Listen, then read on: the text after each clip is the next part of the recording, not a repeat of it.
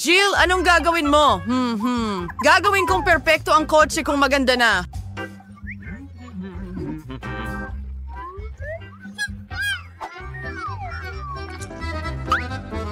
Magiging malambot, kulay rosas at napaka-cute katulad ko. Pagkatapos, malalaman ng lahat kung kanino ang baby na ito. Sa iyo, hindi rin masasaktan. Tingnan mo lang kung gaano ito kaganda. Oh, ang baby ko ay may mga ilaw sa harap na may pilikmata na ngayon at may cute na maliit na ilong sa harap. Malaking bagay. Masyado na itong pambabae ngayon. Kailangan kong mag-isip ng iba. Tama, bakit hindi mag-order ng lahat ng kailangan mo online? Kaibigan ko. Dumating na ang lahat. Salamat. Gusto mo bang palamutian ang kotse mo? Idedekorasyon ko ito para siguradong maramdaman ni Jill na bumalik mula kay Andy. Sa simula, pipinturahan ko ang kotse ng itim na pintura. Tingnan mo kung gaano kabangis ang itsura nito. Pero hindi lang iyon. Panahon na para pinturahan ang mga gulong. At para mas magmukhang astig, maglalagay ako ng kadena at mga spike at ilang gulong. Astig! Hi, Jill! Naiinggit ka ba sa akin? Ano? Tama. Sige, wag na lang. Ako na ang susunod na gagawa ng hakbang. Mga subscriber, tingnan nyo ang aking kadena. Ano sa tingin nyo at ang mga salamin? Astig, di ba? Kung iniisip ni tatay na ito na ang katapusan ng aming laban, nagkakamali siya ng malaki. Ang pagpaganda ng kotse sa labas ay isang bagay, pero kailangan mo ring maging kasing ganda sa loob. Maganda. Ang parehong kulay rosas at malambot na bagay. Ang ilang mga laruan ay hindi rin magiging labis at bakit hindi palamutihan ng manibela. Ngayon, ibang usapan na ito. Sa ganitong kotse, maaari ka ring magkaroon ng kulay rosas na aso. Yung paman is yung laruan. Okay lang yung boss, yung may laruan. Isplit natin ito sa salamin ng ganso. And ipapasyal ko ang mga laruan ko sa kotse na ito. Mabuti na lang at marami akong mga ito.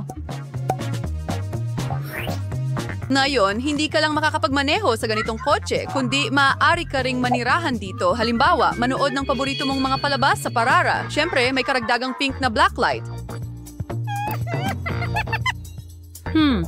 Tama. Nakalimutan ko ng lubos ang loob ng kotse. Pero ayos lang yon. Mayroon akong ilang bagay na maaari kong gamitin para palamutian din ang loob ng kotse. Ganun ba? Well, ang astig ng damit ko. At bakit nga ba dapat ako lang ang magdamit ng astig? Kaya rin ang mga upuan ko. Astig. Ang galing.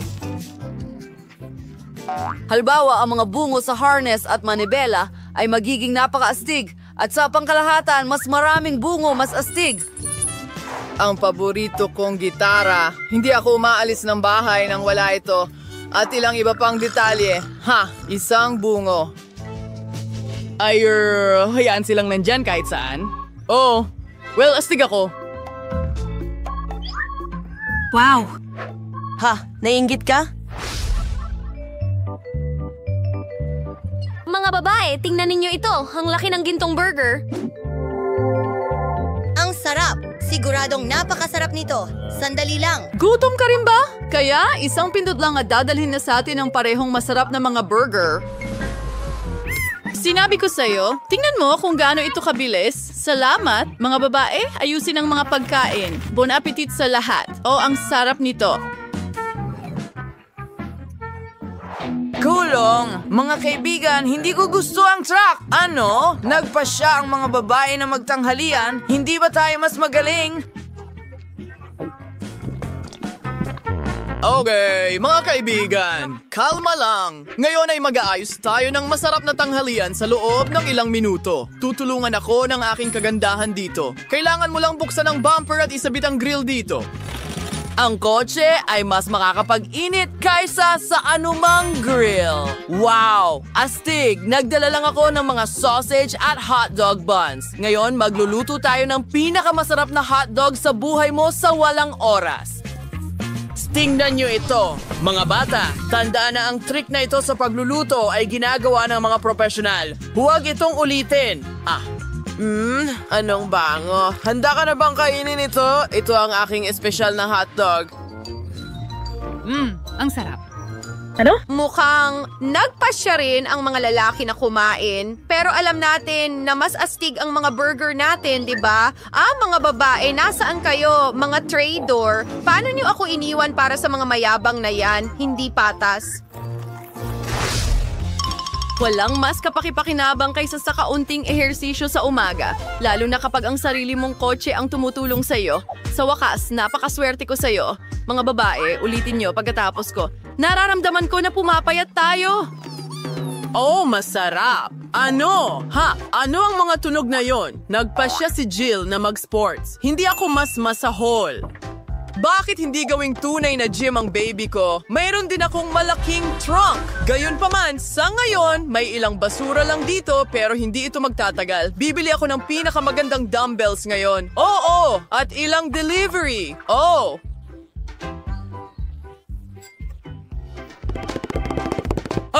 Kunin mo ang iyong delivery. Oh, wow! Mabigat ito. Dahil ang mga ito ay dumbbells at para ito sa mga normal na lalaki. Oh, okay. Hindi lang ako handa. Oh, salamat kaibigan. Walang anuman. Siguradong magiging fit ako para sa taginit. At magsisimula na ako ngayon. Oh, mga kaibigan, sumama kayo sa akin. Kunin ang mga dumbbell. Mag-ehersisyo tayo at magkakaroon ng maraming atensyon mula sa mga babae. Oh, Tara na! Gawin natin ito! Gawin pa natin! walang sobrang daming kalamnan. Nararamdaman kong lumalakas ako. Oh.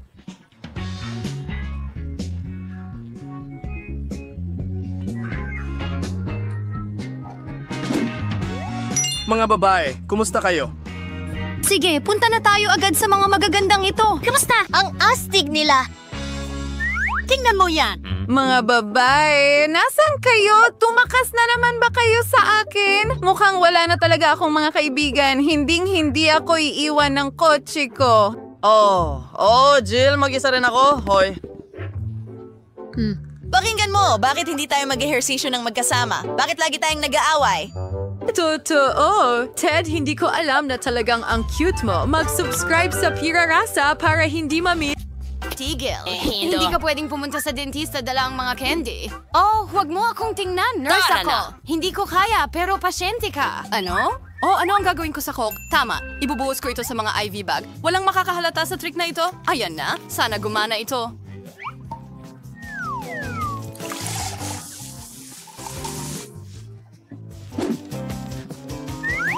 Perfecto.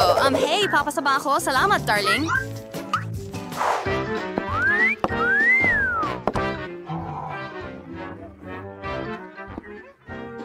Diyos ko. Saan ka nakatingin? Astig. Huwag niyo akong pansinin, mga lalaki. Pwede bang mauna ako? Hello? Salamat mga kaibigan. Paalam? Hello, Ginong Dentista. Handa na ako para sa pagsusuri. Masakit ang ngipin ko?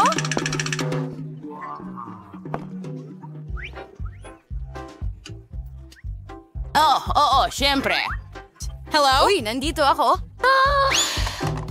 Gusto kong uminom ng Coke. Siguro makakatulong ito sa aking nervyos.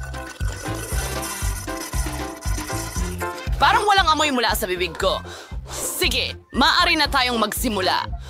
Kumusta naman ang paghinga mo? Miss Annie? Sandali lang. Sige. Yan ay Coke. Lumabas ka. Pasensya na. Kukunin ko ito. Ilalagay ko ito sa kahon. Ay, hindi. Hindi ko ibibigay ang mga paborito ko sa kahit sino. Pero, may naisip akong maganda. Bingo. Ipapakita ko sa'yo ngayon. Kailangan ko ng isang bote ng Sprite. At ibuhos natin ito sa lalagyan na ito. Tigil. Hindi mo pwedeng... nariyan ang doktor. Siyempre, tuloy ka. Kumusta? Magandang hapon, Miss Jill. Umupo ka. Sandali lang. Sige, meron akong oras para uminom ng Sprite? Ano yung tunog? Miss Jill, may iniinom ka ba? Huri, natapos ko na ito. Sigurado ka bang hindi ikaw?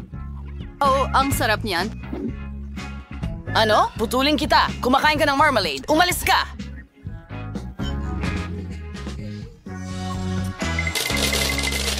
Ang matatamis ay hindi makakatulong sa ngipin mo. Well, maaari mo itong kunin mamaya. Ano? Hindi pwedeng magkaroon ng matatamis? Kailangan kong mag-isip ng solusyon agad-agad? Tama, magiging nurse ako. Hindi nila ako maaring pigilan dahil empleyado ako. Alam ko ang mga patakaran. Sige, tara na. Oh, hello, Doc. Hello, nurse. Sige, alis na ako. Mukhang gumana.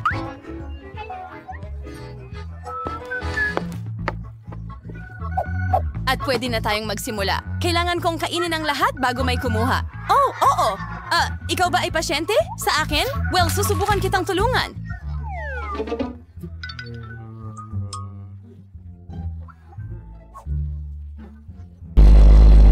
Oh, pwede na yan. Kailangan ko siyang bigyan ng iniksyon. Ayos lang yon. Sino ka? Ano? Anong ginagawa mo? Oh, hindi ka makakataka sa akin.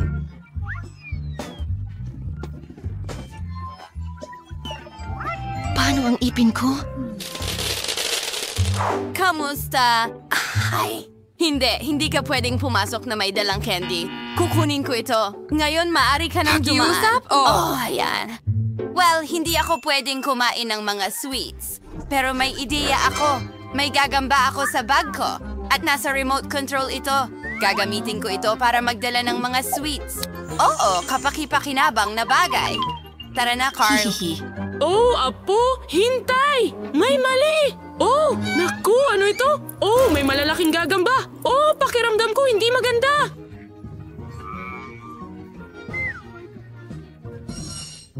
Oh, nako. Oh, Mrs. Annie. Oh, tumayo ka. Oh, sige na. Ayos ka lang ba? Ano? Oh! Kamusta? Kayo po ba si Ginoong Frank ang dentista ko? Oo, ako nga. Umupo ka. Oh, sandali lang. Kailangan kong tingnan ang iyong card. Magaling! Habang siya ay abala, makakakain ako ng KitKat ko. Oh, salamat, Carl. Oh, pasensya na. Oo, Carl, maraming salamat. Oh, Isang gagamba, hindi sa opisina ko. pinatay mo ba si Carl ko? Oh, hindi ito sa akin. Pasensya na. Oh, patawad. Oh, ang weird naman yan. Huminto ka! Nakita mo ba ang tanda? Hindi ka pwedeng pumasok na may candy. Salamat. Tigilan mo yan. Nakita mo ba yon?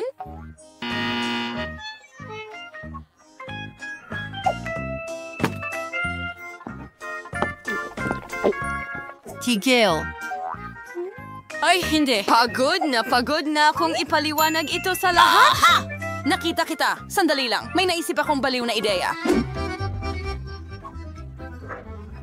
Oh, nasaan ang mouthwash? Nilagay ko ito rito. Ha, hindi niya napansin. Gagawin ko na lahat ngayon. Kailangan ko ng bote. Ibubuhos ko lahat at konting Sprite. Guys, tingnan nyo. Ang astig!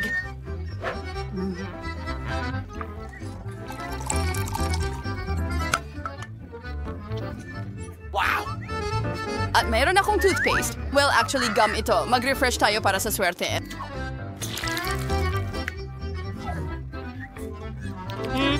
Hindi masama. Well, tara na. Tumayo ka lang. Ibigay mo sa akin ang mga candy.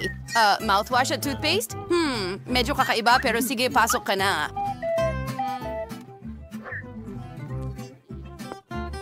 Magandang hapon. Uupo ba ako sa upuan? Magaling. Ipakita mo sa akin kung paano mag-toothbrush ng tama. Ha? Oo. Naiintindihan ko. Okay. Oh, salamat sa sipilyo. Ngayon, maglalagay ako ng toothpaste sa sipilyo at magsisipilyo ng paikot. Tama ba ang ginagawa ko? Oh, kailangan ng mouthwash. Perfecto.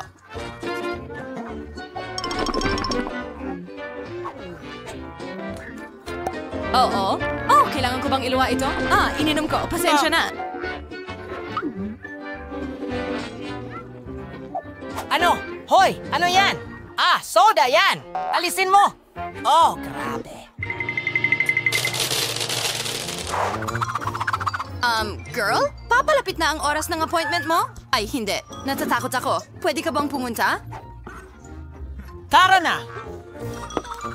Maghintay. Kailangan kitang i-check para sa mga candy. Tsokolate ba yan? Oh, Diyos ko! Mas mabuti na yan. Pasok ka na. Ay, hindi. Oh! Ano ang gagawin ko? Eksakto! Hindi ko naman dala ang oso ng walang dahilan. Kailangan natin itong gamitin ng lubos. Oh, sige, oso, tulungan mo ako. Sana wala kang tutol. Aabalahin kita ng kaunti pero para sa ikabubuti ito. Sige? Oo, parating na ako. Tigil! Hintuan, sino yon? Ay, hindi! Ang oso ko! Ayoko pumunta nang wala siya. Sige, pumasok ka na. Tatahimik na lang ako. Diyos ko! Kamusta? Pumunta ako para ipagamot ang ngipin ko. Ano? Ginoong dentista? Oh, sandali lang! Oo. Teka, sandali. Buksan mo ang Tara bibig na. mo. Ibigay mo sa akin ang oso. Gusto ko makuha ang bear ko.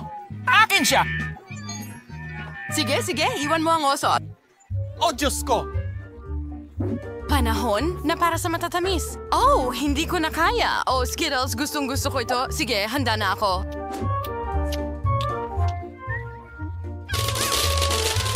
Ay! Tigil, ibigay mo sa akin ang candy at saka ka na makaalis. Naghihintay ako. Hindi. Ayokong gawin yan. Ano ang nandito? Tsokolate? Kukunin ko rin ito. Kaya, ano ito?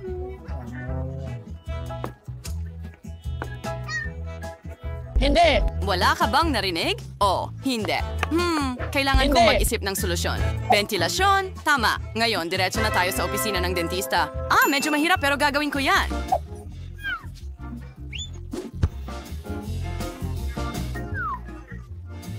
Ano?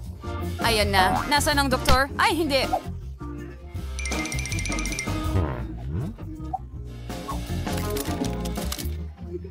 Nahuhulog ako. Hindi malambot ang paglapag pero pwede na. Doktor?